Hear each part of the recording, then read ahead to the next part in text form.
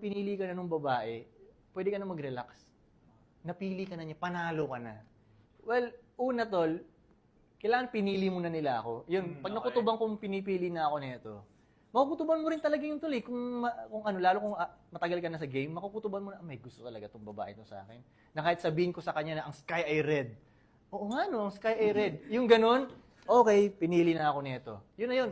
Pag ganun na, pag pinili ka na ng babae, pwede ka na mag-relax. Napili ka na niya, panalo ka na.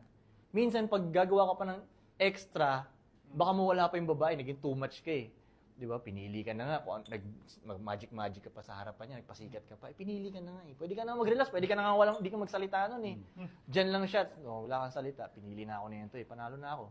Ganun siya. Yun ang talking stage ba tao doon? Basta pag pinili niya na ako, panalo na ako. Yun na yun, wala nang iba.